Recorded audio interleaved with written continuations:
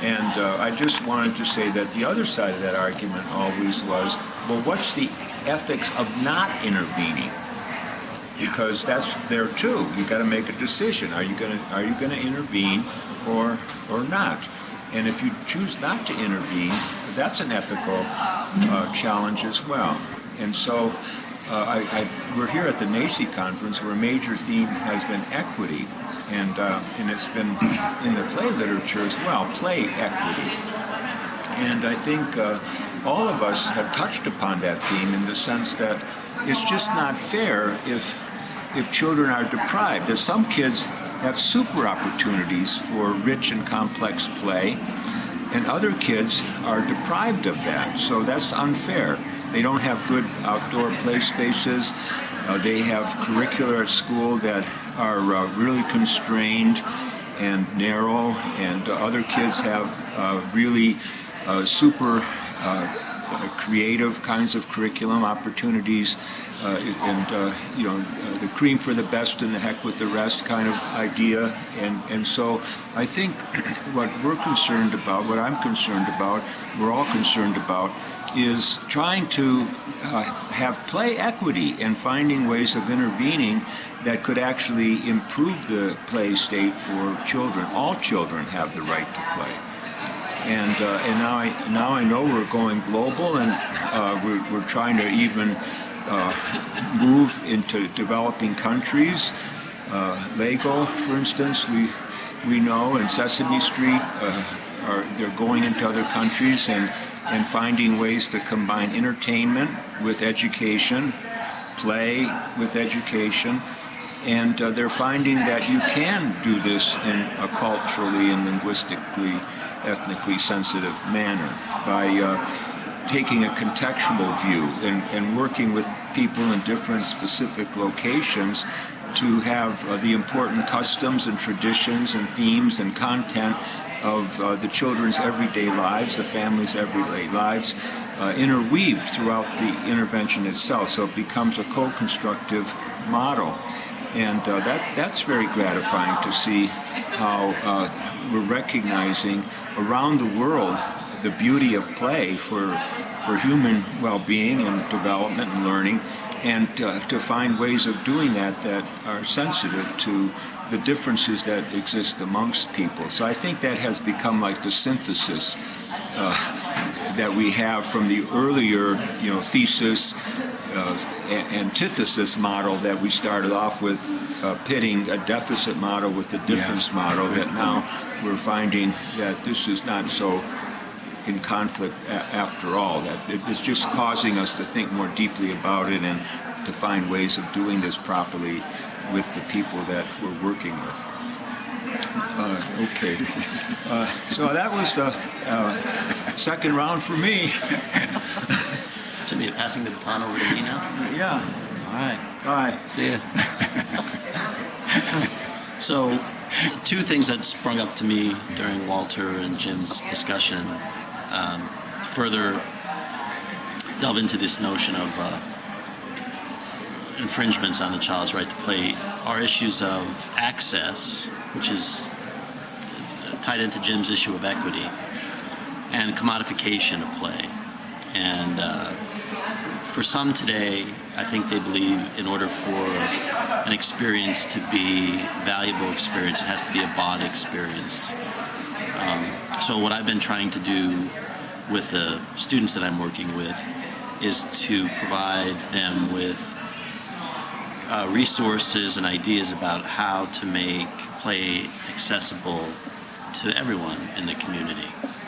So, as Walter mentioned, with the renewable resource centers that he does work with in our play experience here, all of these materials are, cheap to free. So it's not about having expensive toys for children to play with. It's about providing time, space, and materials for children to engage in these open-ended materials that Walter's talking about. So my own children, when we were children, when we went to birthday parties, you went over to somebody's house and you played kick the can or spin the bottle or whatever. Today, children are going to bounce plexes and climbing walls and, art painting barns, and it's very expensive for kids. And I never want our children or children that we work with to feel like they don't have the money to be able to go out and play. So what we've been doing at the university where I teach is having community play days or pop-up adventure playgrounds where we, collect all of these free materials, primarily from the university. And then, I reach out to Walter Drew, who sends me a big box of cool stuff. And then we, set it out for the children and families and invite them throughout the course of the semester to come and play. And we've impacted hundreds of local children and families in a very positive way. And I've talked to many of the parents who come to the events. And, it's like a similar experience to what we do at the play experience in terms of reconnecting with their childhood and thinking, oh my God, this isn't that complicated, So they actually have to take a day away from soccer or organized sports and just come and let their children run around for a couple of hours. And they've been very positive experiences. It's an eye-opening experience for the university students studying to be teachers. It's an eye-opening experience for the parents. And then to just watch the children get lost in materials for hours and hours and hours. And we typically, run these for 4 to 6 hours. And children are totally immersed, don't have a lot of altercations or fights, plenty of materials for everybody. Just beautiful to see play out. So I think access is important in commodification in terms of a restriction on the child's right to play, and providing kids with opportunities for exploring these open-ended free materials is a way for us to sort of start addressing some of those issues that I've talked about. Good. Okay, well, let's see. I like these new phones that we've gotten a whole lot. They're very colorful and edible. Okay, good. Well, and just in conclusion, I think I would like to call attention to two innovations, if you will. One really began in the 80s within NACI, and its establishment of, well, they were first called caucuses, but now called interest forums. And we are all part of the Play Policy and Practice Interest Forum of NACI and facilitators of that. And the interest forum really is an opportunity for all of our voices to merge together and become unified as the support communication to and with our teachers. And one of the initiatives that the Interest Forum is pioneering within our affiliate structure is to build within the local state or chapters an entity called Play Chapters. Just as our governing boards and those affiliates have vice presidents of professional development, etc., we now have in several states, including Florida and California, and I think Pennsylvania is working on it, New Mexico is working on it, these things called Play Chapters to raise to the consciousness and offer an organizational infrastructure so that the research that teachers seek can be shared with them, new opportunities for play education involving hands-on experiences like we're referring to here can flow more freely and therefore become a tool for our teachers to strengthen their professional practice. I think that concludes my comments at this point. I'd like to refer back to Jim and Michael and see if they might have any coda or closing comments that they would like to offer.